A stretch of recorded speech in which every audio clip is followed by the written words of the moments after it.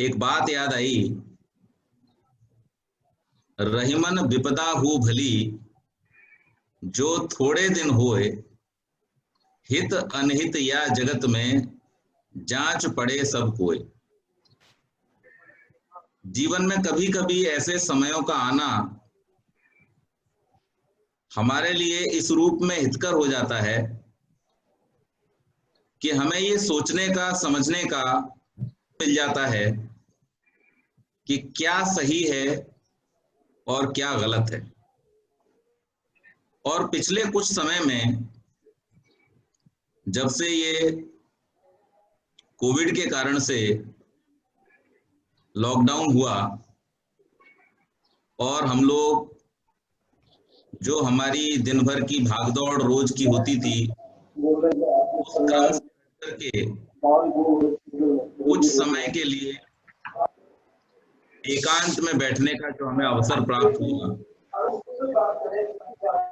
उसमें ये बहुत एक अच्छा कार्य हुआ कि हमको सोचने का मौका मिला कि वास्तव में जो हम कर रहे हैं या जो हो रहा है, क्या वो सही है या इससे अलग हमें कुछ और सोचना चाहिए, विचार करना चाहिए और करना चाहिए। तो इस पूरे 6 महीने के समय में बहुत सारे लोगों ने बहुत सारे विचार किए, इंडस्ट्रीज में बहुत सारे परिवर्तन हुए, कंपनीज के वर्किंग स्टाइल में बहुत सारे चेंजेस आए, वर्क फ्रॉम होम का कल्चर जो बहुत रेयर हुआ करता था, अब वो एकदम कॉमन हो गया। लोगों ने घर बैठ करके काम करना सीख लिया,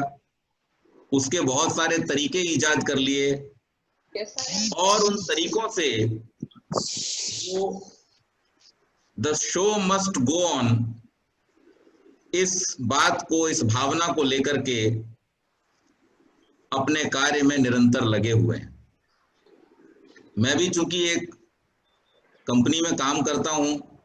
हमारे यहाँ भी बहुत सारा वर्क फ्रॉम होम, उसके बाद में और बहुत सारे उससे रिलेटेड जो चेंजेस होने थे हुए। लेकिन इस पूरे समय में हमने कुछ चीजें रियलाइज की और इसीलिए जब आदरणीय छाबड़ा जी ने मुझसे कहा कि विषय आप ही सुझाइए, तो मेरे मन में एक विषय आया कि क्या भूलें क्या याद करें। इन 6 महीनों में हमने क्या सीखा है, उसको हम जब विचार करते हैं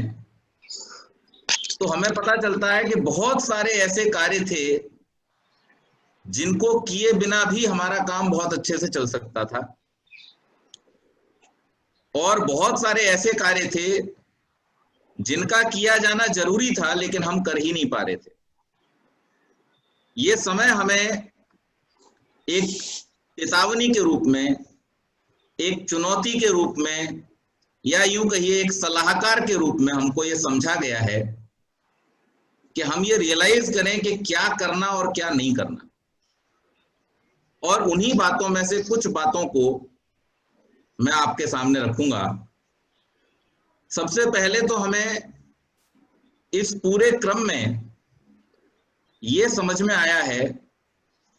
कि जितना कम सामान रहेगा उतना सफर आसान रहेगा। हमारे ऋषि मुनि, हमारे आर्ष ग्रंथ चीख चीख करके कहते रहे अपरिग्रह की बात को, लेकिन हम कहीं ना कहीं उसको टालते रहे। लेकिन इस समय ने हमको ये सिखा दिया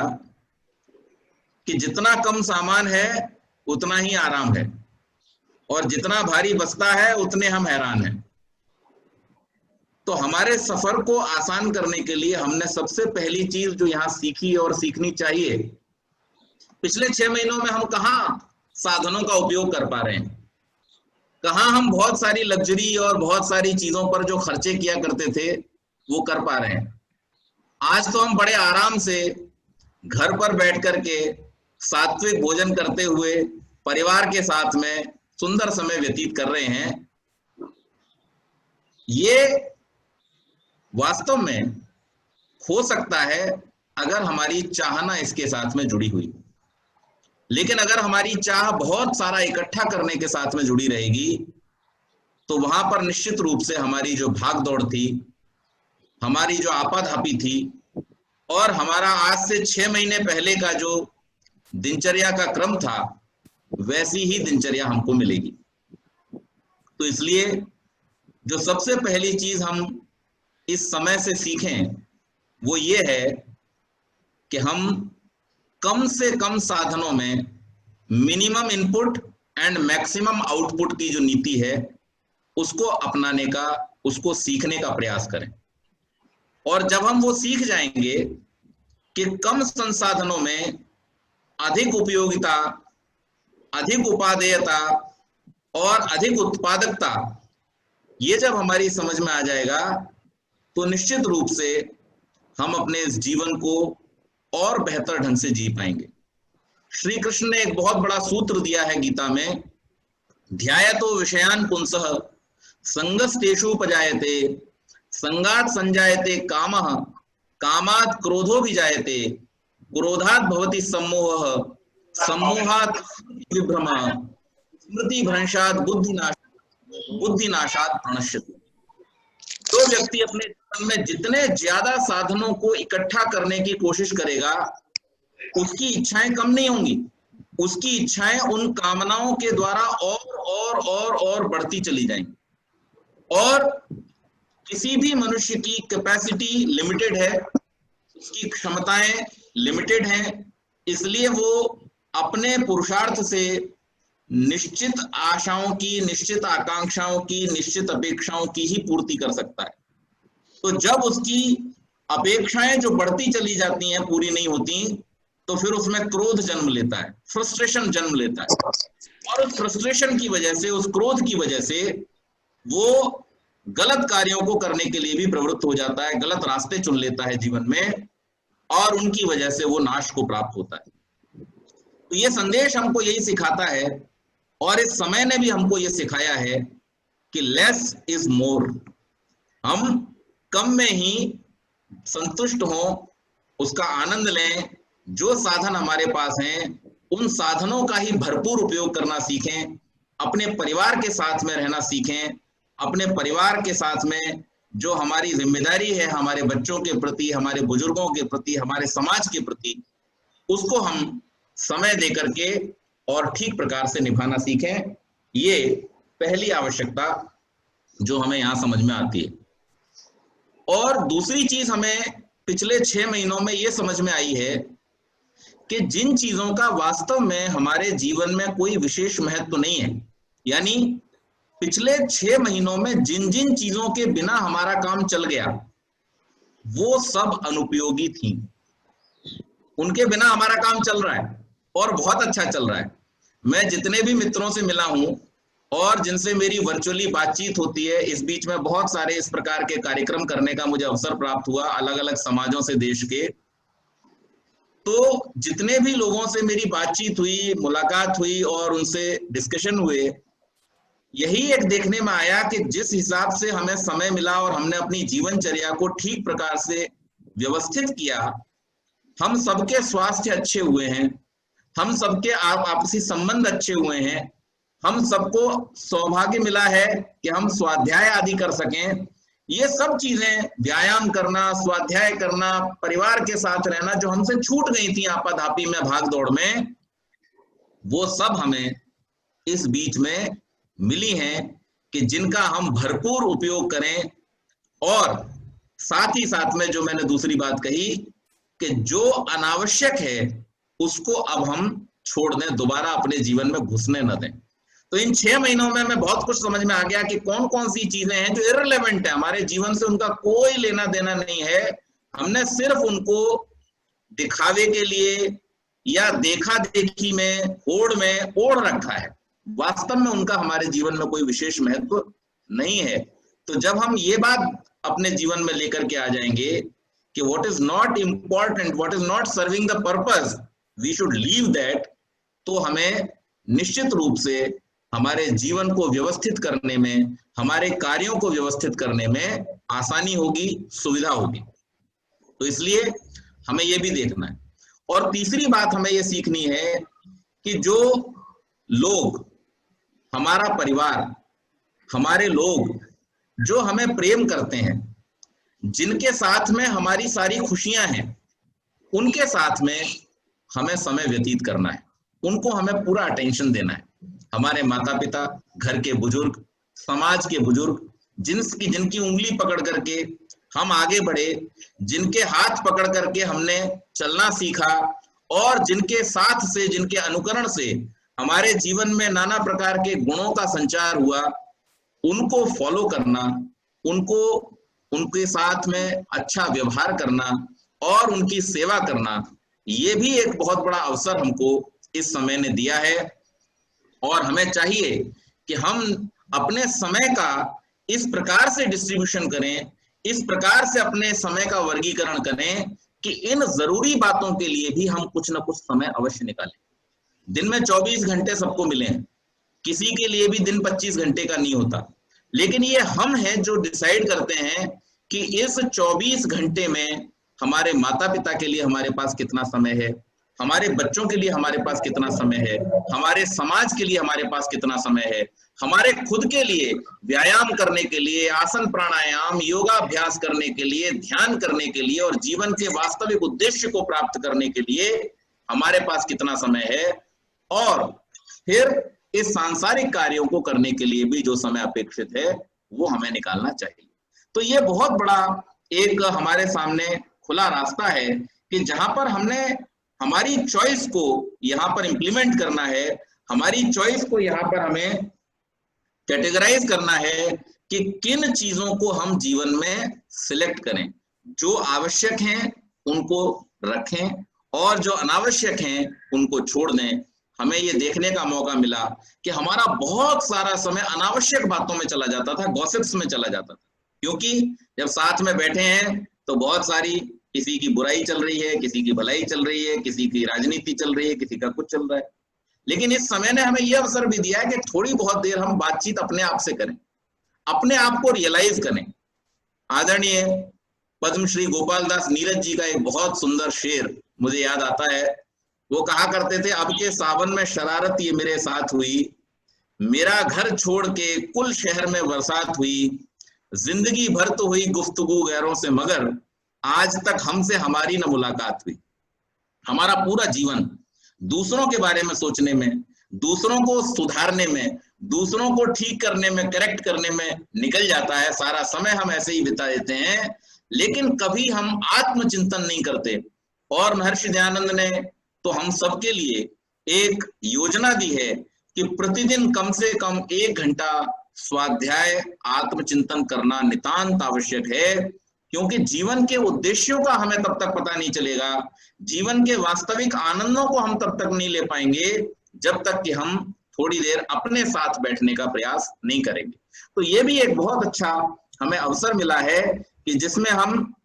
अपने साथ बैठें और इस अवसर का पूरा पूरा लाभ उठाएं, आत्मचिंतन करें, क्या हमने अब तक किया है, क्या अचीव करना बाकी है, हमारे जीवन के वास्तविक लक्ष्य क्या हैं, क्या यही जो कुछ हम कर रहे हैं इसी के लिए हमारा जन्म हुआ है, या इससे अतिरिक्त, इससे भी ऊपर के, इससे बड़े स्तर के कुछ सुख, कुछ आनंद, कुछ प्राप्त करने योग्य पदार्थ हैं जिनको हमें प्राप्त करना चाहिए था, जिनसे हम चूक गए हैं। तो उन पर विचार करके और उनके लिए भी थोड़ा सा प्रयत्न होना चाहिए। और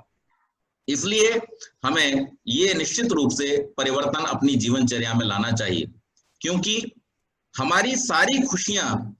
उन चीजों में हैं जिन्हें करना हम पसंद करते हैं। अब हमें ये विचार करना है, अपने आप से पूछना है कि हम जो कुछ जीवन में कर रहे हैं,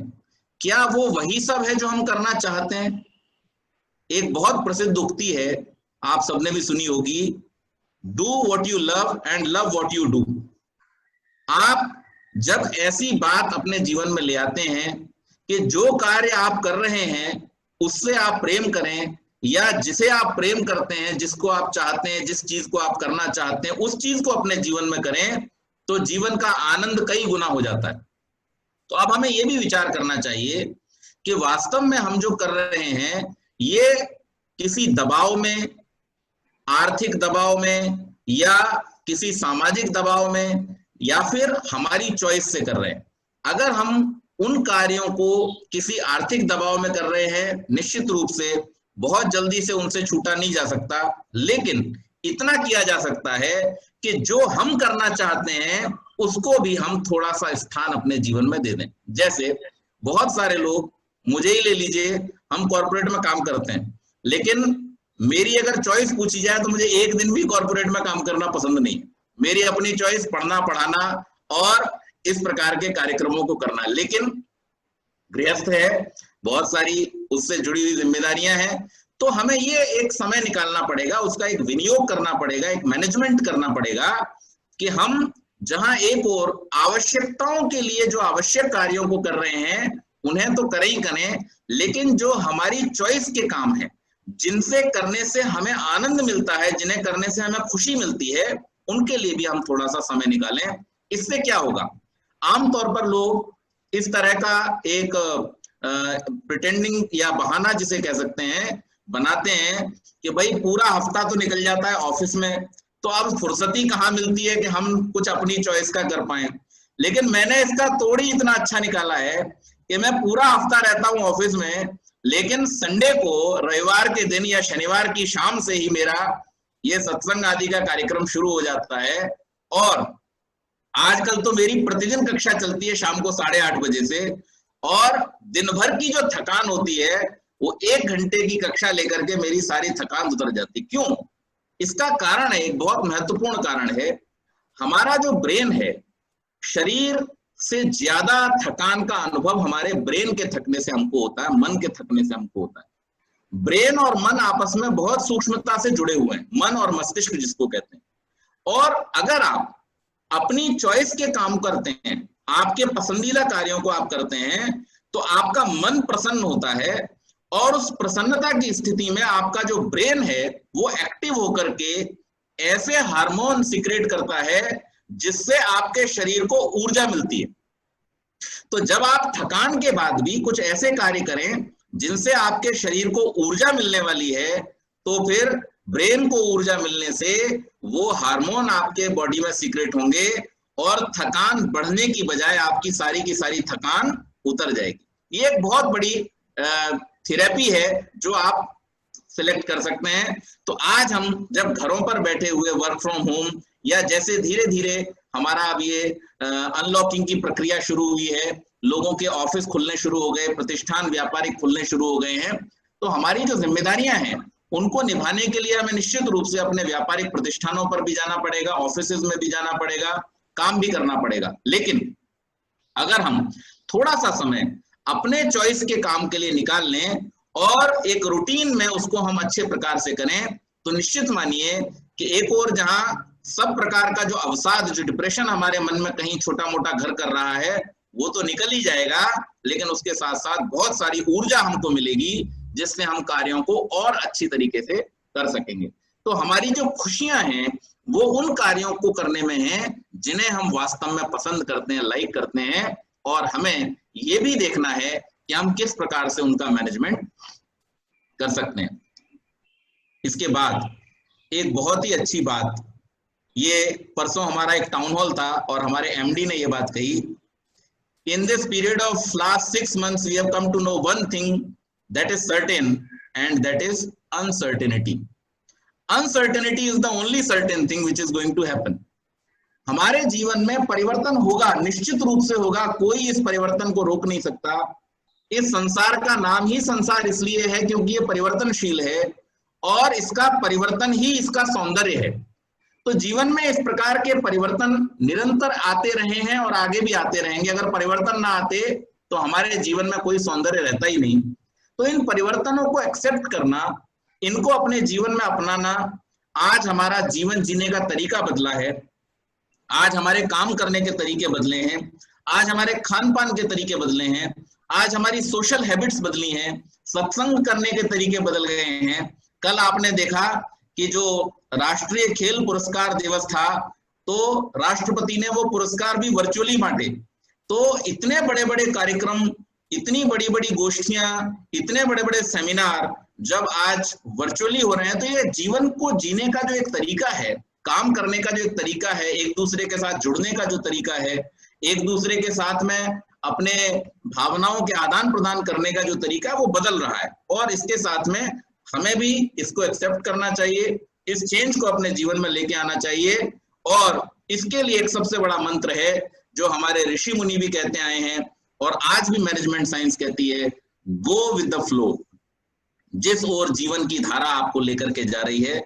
उस ओर जाने का प्रयास करें, उसमें अवरोध उत्पन्न न करें। जीवन की धारा के साथ में, प्रकृति के प्रवाह के साथ में और संसार के नियमों के साथ में जो अपने जीवन में तालमेल बिठा लेता है वो निश्चित रूप से उन्नति को और सुखों को प्राप्त करता है। और जो इसमें अवरोध पैदा करना चाहता है, जो इसको रोकना चाहता है या जो इसके विरुद्ध चलना चाहता है, उसे निश्चित रूप से चुनौतियों का भी सामना करना पड़ता है और साथ ही साथ में नाना प्रकार के दुख भी उठाने पड़ते हैं। वो स्वयं के लिए भी दुखदायक होता है और वो औरों के लिए भी दुखों को उत्पन्न करने वाला बन जाता है। तो इस दौरान हमें ये सीखना चाहिए, ये समझना चाहिए कि हमारा जो जीवन है, इस जीवन को केवल हम नहीं चला रहे हैं, बहुत सारी और शक्तियां, बहुत सारे और इसके साथ में जुड़े हुए लोग और सबसे ऊपर उस परमपिता परमेश्वर की जो व्यवस्था है, उस व्यवस्था के साथ में हमें अपने जीवन को जोड़ना है। तो अपने खान पान को, अपने रहन सहन को, अपने व्यवहार को हम प्रकृति के नियमों के अनुकूल करें, वातावरण के संरक्षण का हम प्रयास करें और अपने जीवन की उन्नति के लिए जो हमें पसंद है, जो हमें करना चाहिए और जो हमारे लिए अभीष्ट है, उन कार्यों को करने के लिए हम निरंतर प्रयत्नशील हों। यही संदेश, यही विचार इस 6 महीने के लॉकडाउन के दौरान हमारे मन में आए हैं और इससे हम अपने जीवन को इस नए विधान के साथ में, the new normal has come, so हमें इसके साथ में अपने आप को सामंजस्य बिठाते हुए आगे बढ़ना है। इन्हीं शब्दों के साथ में, क्योंकि मीटिंग का समय भी समाप्त हो रहा है, मैं अपनी वाणी को विराम देता हूं और आप सबको बहुत बहुत शुभकामनाएं देता हूं। बहुत बहुत धन्यवाद। अभी हमने आगे जी से बहुत सुंदर विचार सुने और शायद मैंने जो उन्हें मतलब कहा कि आप जो भी टॉपिक है खुद चुने, बिल्कुल सार्थक रहा जो मैंने कहा और काफी अच्छे विचार थे। और आप मैं पूरी अपनी तरफ से और समाज की तरफ, आर्य समाज चैम्बूर की तरफ से आपका बहुत बहुत धन्यवाद करता हूं और उम्मीद करता हूं कि आगे भी आप हमें समय देते रहेंगे।